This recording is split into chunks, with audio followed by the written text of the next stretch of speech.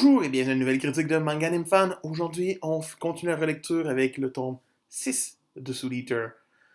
On continue exactement où on avait laissé, donc avec l'attaque contre Shibuzen de la part de tout le monde, avec les combats mortels en sous-sol.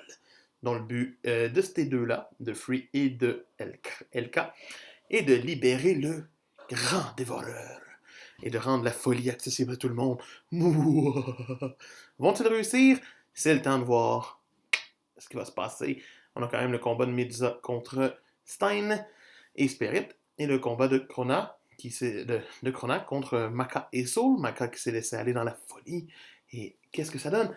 Ça donne des planches vraiment formidables de Maka dans la folie.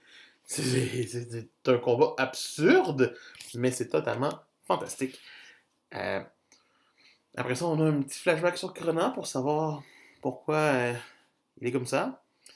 Et c'est vraiment bien fait, c'est bien mené, sa solitude, tout le kit. Ça reste des bons petits moments. Après ça, le petit combat contre Free est sympathique, même s'il n'était pas là et que c'était un faux combat. Ça permet que Kid fasse un petit peu quelque chose avant de commencer à faire « Il y a plus symétrique! On va dire que ça allait là, ça allait là. » Puis il commence à être vraiment énervant. Sérieux, Kid.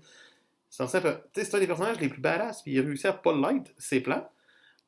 Mais à partir du moment que le Grand Dévoreur débarque, quand il se rend au Grand Dévoreur, en fait, avant de le libérer, c'est vraiment stylé juste de le voir.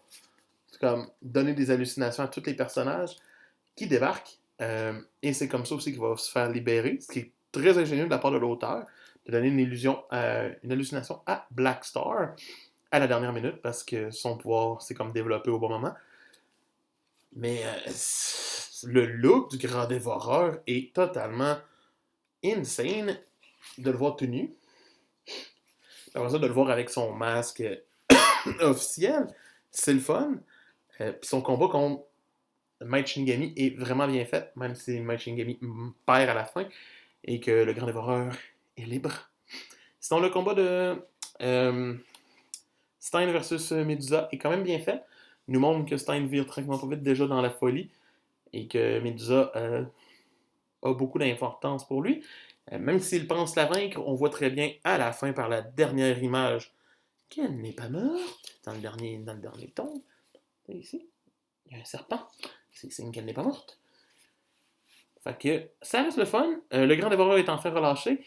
Reste à voir ce que ça va donner pour la suite de l'histoire. Donc, pour moi, le tome 6 de Soul Eater mérite une note de 17 sur 20.